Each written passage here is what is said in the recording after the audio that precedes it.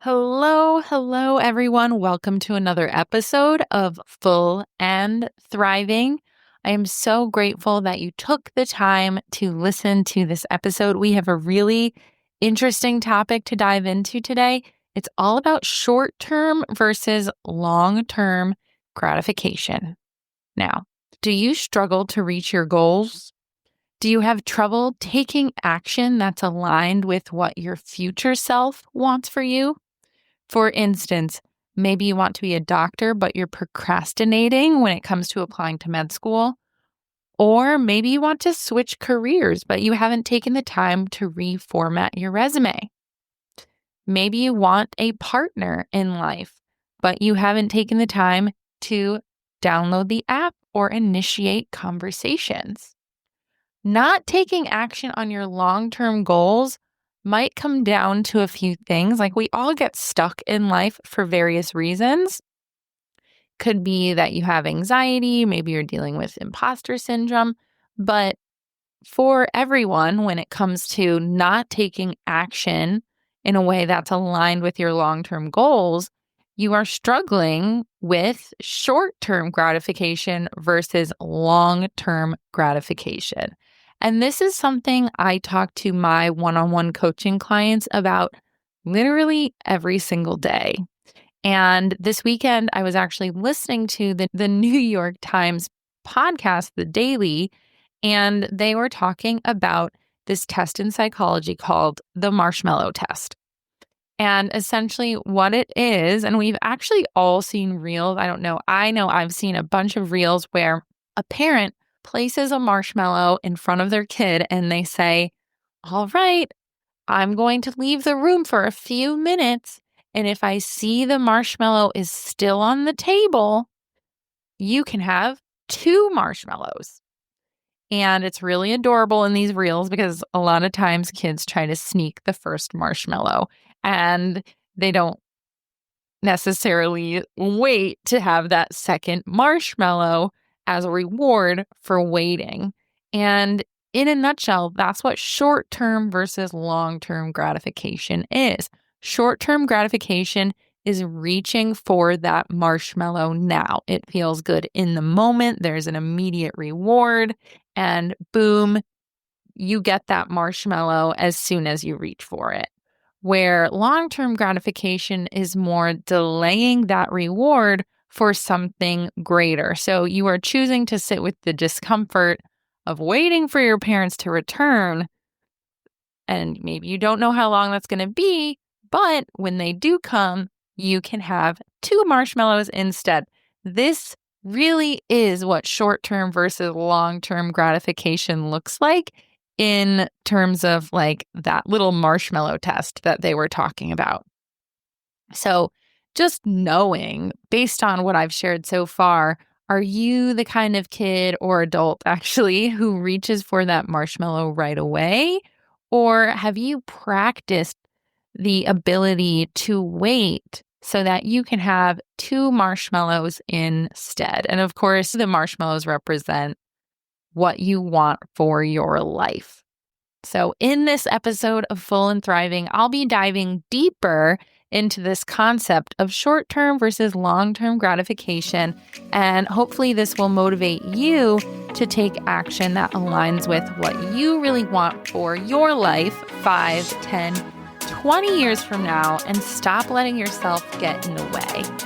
I will also be sharing 3 ways you can practice living in a state of long-term gratification so that you can reach your life goals instead of find yourself in a place where you haven't really achieved much because you're constantly going for that quick, pleasurable hit instead of doing something maybe that feels a little bit more difficult in the moment to reach your long-term goals.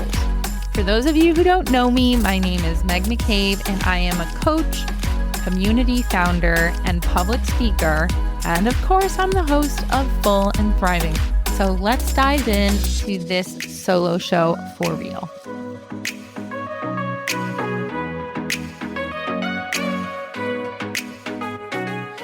Hey guys, Meg here. And before we dive into today's episode, I wanted to share one thing about me. And that is one thing I love just as much as podcasting. And you guys know I love podcasting with all my heart, is that I love in-person events. Specifically, I love speaking at events. So if you are organizing a community event, conference, or a convention, or even a virtual meeting, I would love to speak at it. I speak on a variety of topics ranging from mental health to entrepreneurship and the power of community. If you would like me to come speak at your next event, please check out the link in the show notes. I have a PDF there for you to share with your community leaders or event planners. And you can also reach out to me on Instagram at Meg_McCabe, and we can organize something right away. I look forward to speaking at your next event. Okay, let's define gratification first and foremost. Gratification is a feeling of pleasure or satisfaction that comes from fulfilling a desire or goal. So that can be applied in the short term, right? Seeking that pleasure now and that satisfaction now. Or it can be long-term gratification, waiting and delaying your gratification to feel good in the future. And I really started to reckon with this concept in my late 20s. So in year 2020, I was 29 years old. So I had essentially lived my entire decade of my 20s. And that happened to be the year where everyone was posting a decade in review on their social media. And because it was, everyone was reflecting from between the years 2010 to 2020. So for me, that's my entire 20s in a decade. And I was looking at all of these posts and I was seeing people who were my age celebrating remarkable decades. And I'm talking like, okay, this person went to get their college degree. Maybe they went on to get a doctorate. Maybe they got married. Maybe they had 3 kids. Maybe they traveled the world. Maybe they got like a promotion to their dream job. People were posting all of these accomplishments.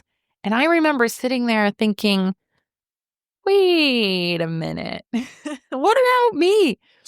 And I was hard on myself. I really do believe I was hard on myself. There were things I accomplished, but I do remember thinking, how on earth did, this person from high school manage to achieve so much in a decade where my life essentially looked the same? I was kind of stuck in a relationship that hadn't gone anywhere. So there was no marriage, no family, no house. And also, my career had been very meandery. I was, always working on building a business on the side. I was going from one job to the next. I was moving from city to city.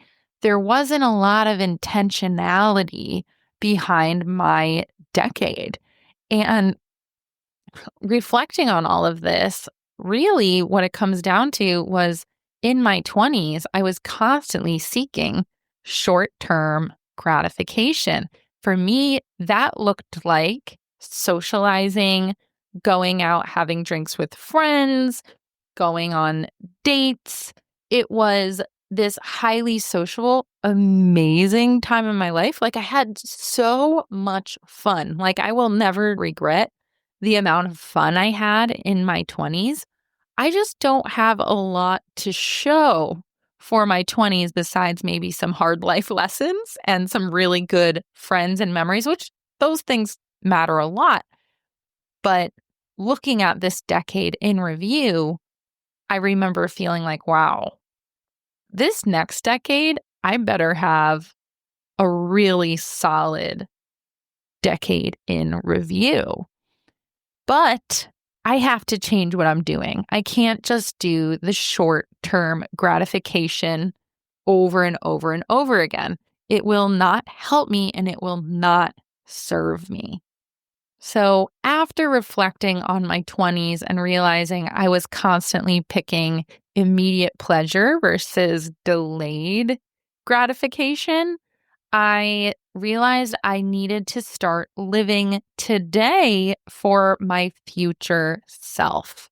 And that would require making decisions with a lot more intentionality and taking action in ways that my future self would be grateful.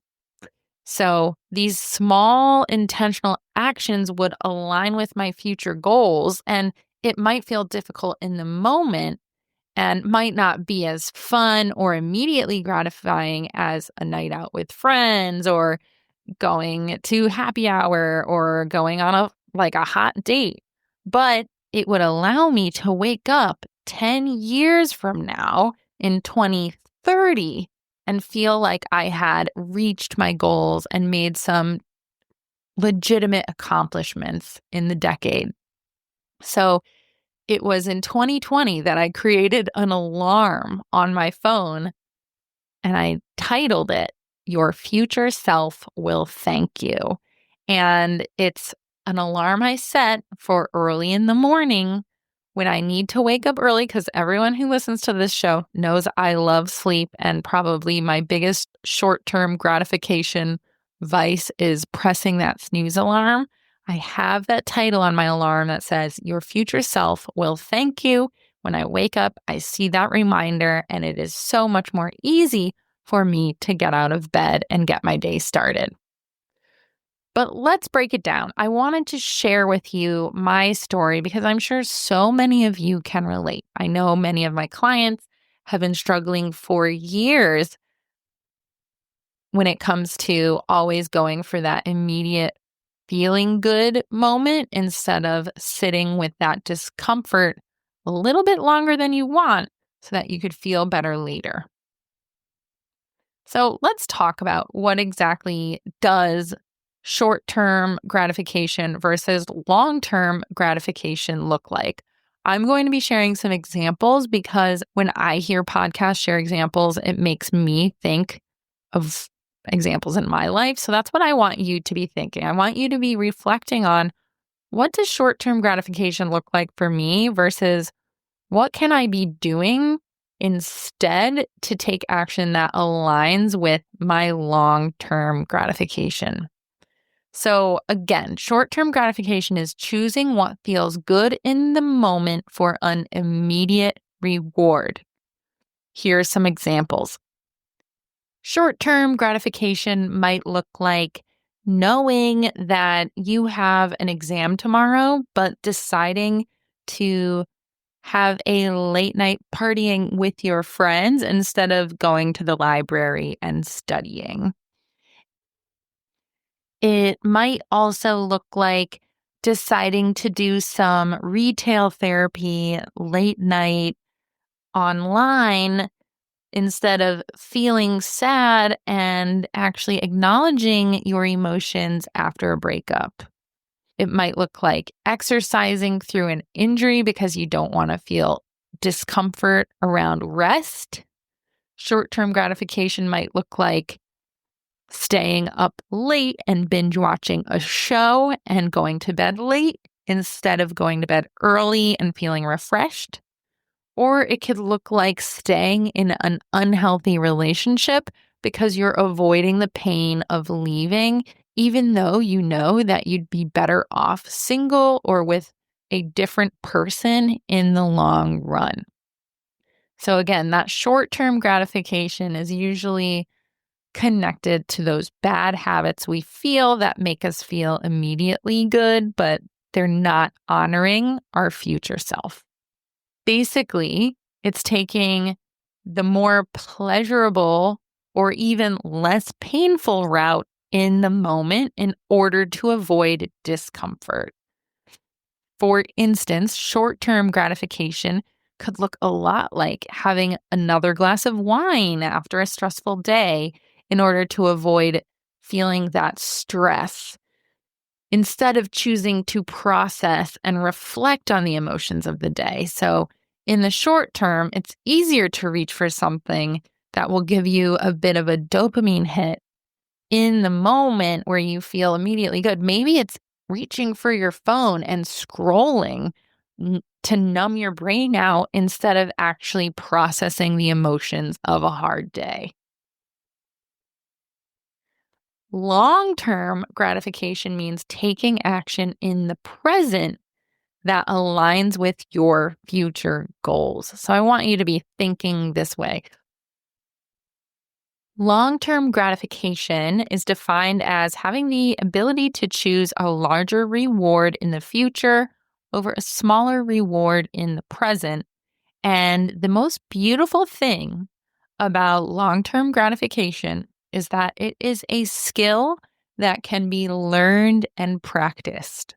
So thankfully for me, after I did my reflections and my semi-depressing decade in review back in 2020, I realized that I needed to be more intentional with the actions I took to have an amazing decade ahead. So I'm happy to say that in my 30s so far, I've mastered the idea of intentionality and seeking out this delayed gratification day to day. You just have to be a little bit more thoughtful, a little bit more strategic, and emotionally attuned with yourself. You need to have some emotional intelligence to know, okay, now is a moment I'm feeling activated, I'm feeling stress.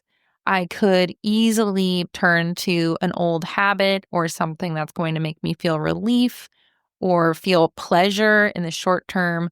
But in reality, if you have that awareness, you can pause and take action that's aligned with your future goals so that your future self thanks you one day. I want all of my podcast listeners to leave my episodes having learned something or feeling inspired to take new action. So I've come up with 3 things you can do to start practicing and start building the skill of long-term gratification. So here are 3 things that I've done and that you can start doing now. The first thing you can do, and that I do on a regular basis, is I have spent time visualizing the future I want and taking that visualization seriously. Not like this is a suggested visual. This visualization of the future that you want is important, it's valid, and it's possible. You wouldn't be able to imagine it if it wasn't possible.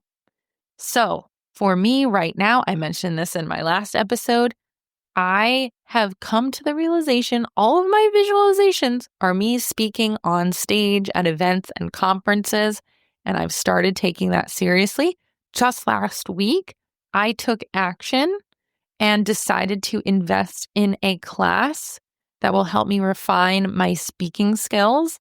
And I'm connecting with other speakers online to get more speaking gigs. By the way, if you organize conferences or events, you can hit me up. I'd love to speak at your next event. Another thing I see when I visualize my future is owning a lake house with Dan and our future family.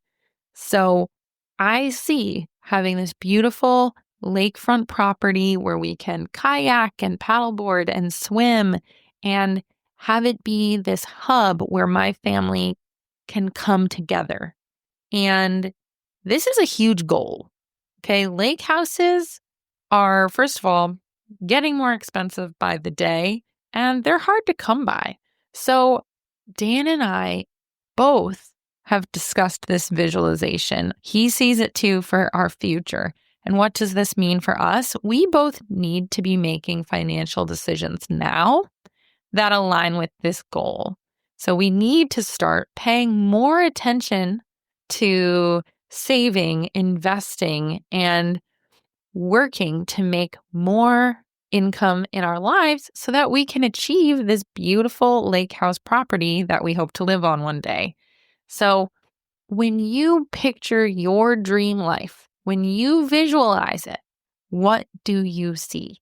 And I don't want you to say, I don't know. I don't want you to get overwhelmed. You can visualize it. You can imagine it.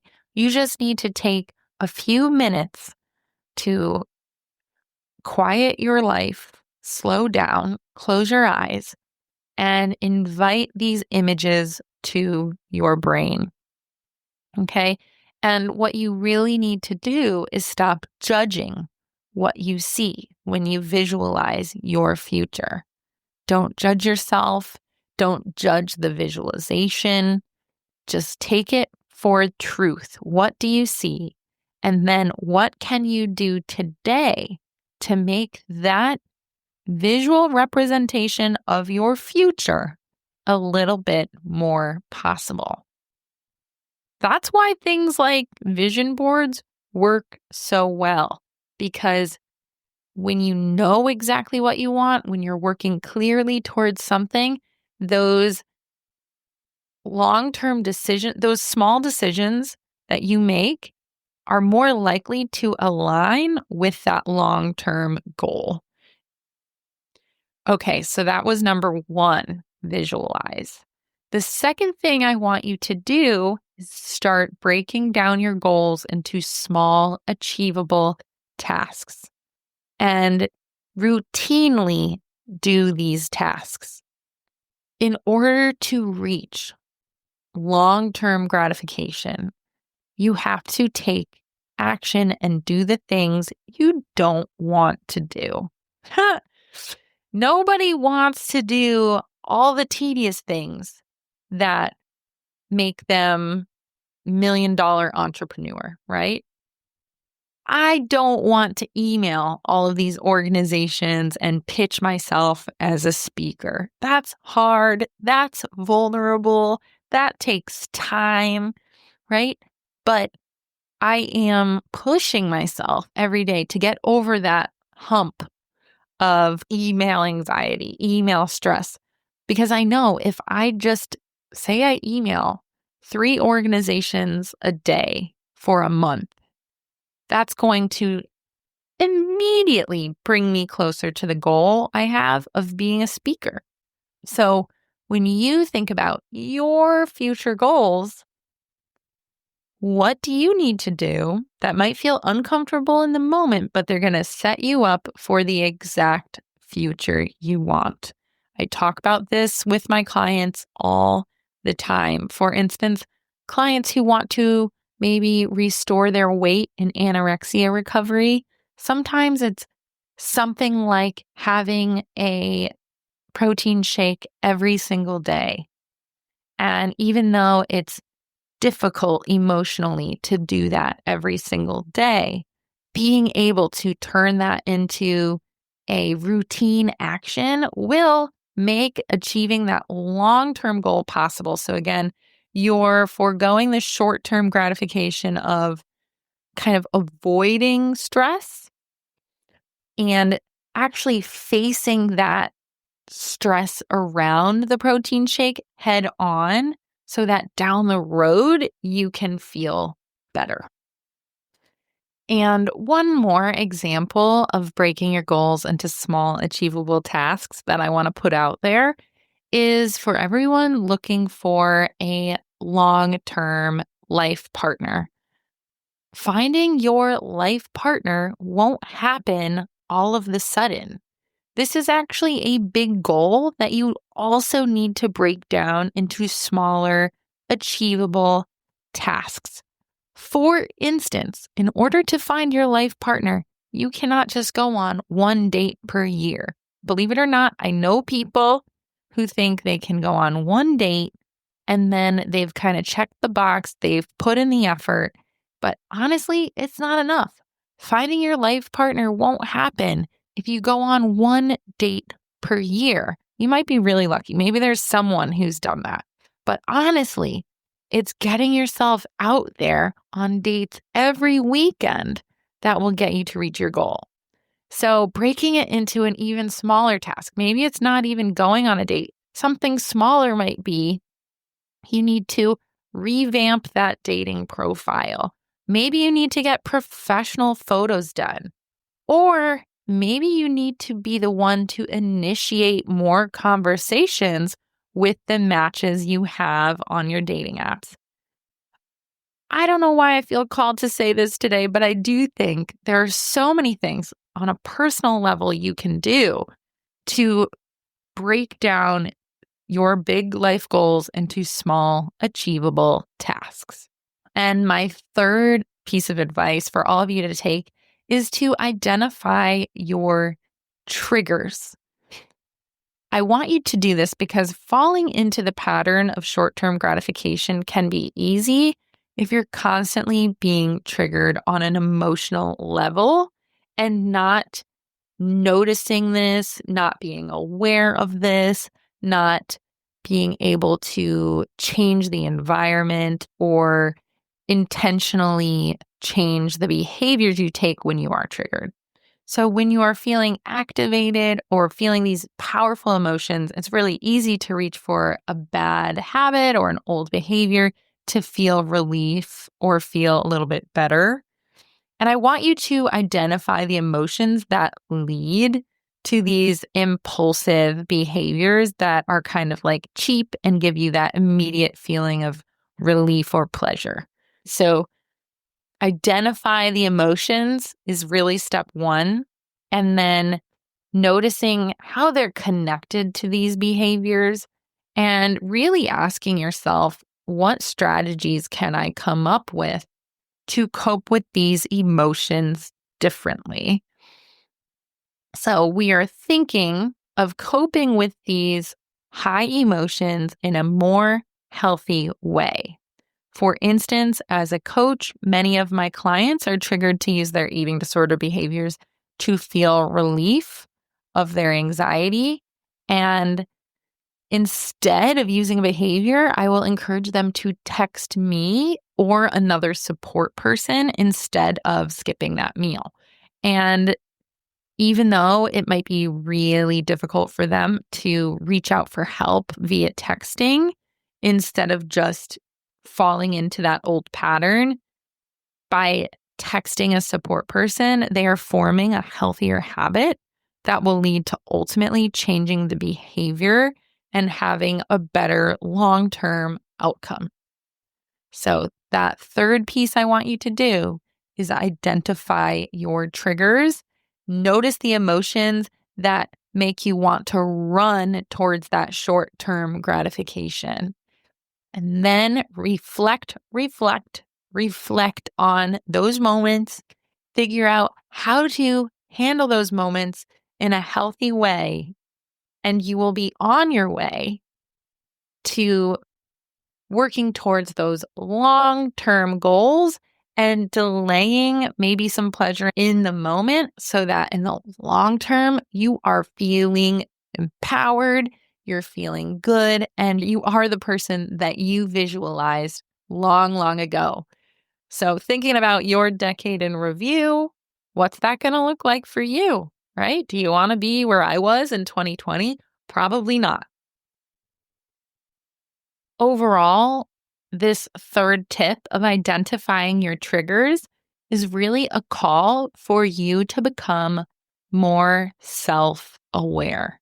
I need you to become more emotionally attuned with yourself. Know yourself.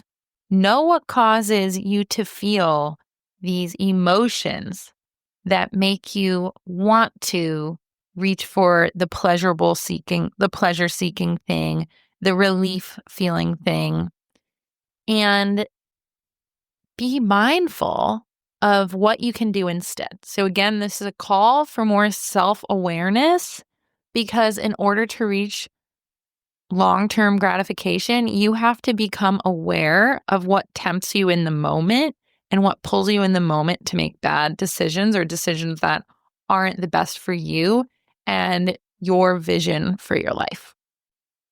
Okay, I've shared everything I need to share today. I want you to check in here with yourself. What are your patterns? Where are you the most tempted to reach for those short-term gratification moments? And what specific intentional actions can you take that are more aligned with your long-term goals?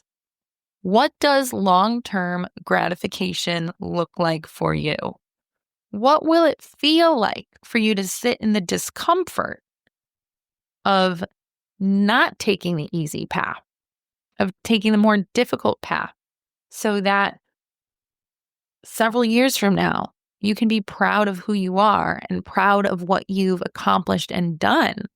And ultimately, what decisions can you look back on in 10 years from now that your future self could thank you for? Okay, that's it for all of you today. I am so grateful that you were able to listen to this episode of Full and Thriving. If you are new here, please hit that subscribe button.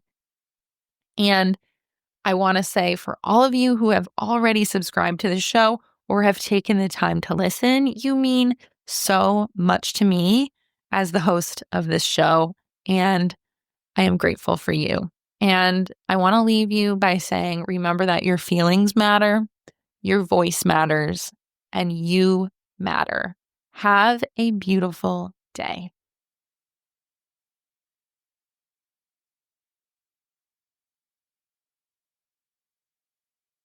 And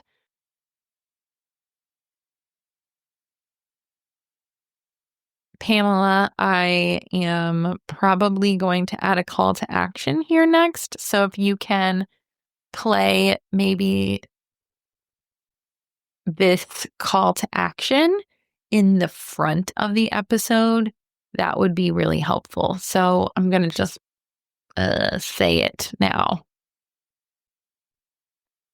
Hey guys, Meg here. And before we dive into today's episode, I wanted to share one thing about me. And that is one thing I love just as much as podcasting. And you guys know I love podcasting with all my heart, is that I love in-person events.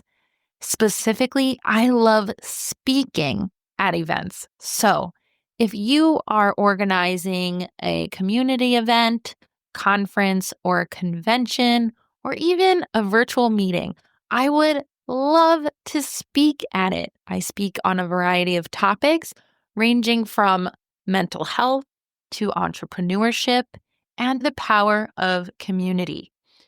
If you would like me to come speak at your next event, please check out the link in the show notes. I have a PDF there for you to share with your community leaders or event planners. And you can also reach out to me on Instagram at Meg_McCabe,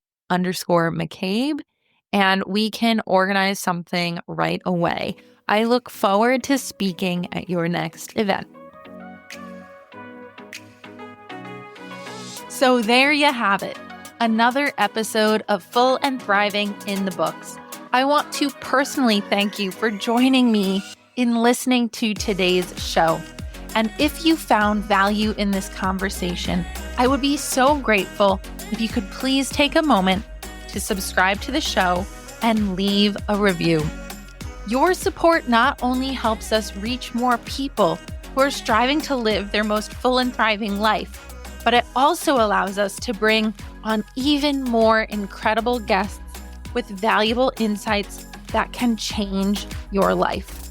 Every follow, every review makes a huge difference, and together we can continue to grow this beautiful community. Thanks again for being a part of the journey, and we'll see you next time on Full and Thriving.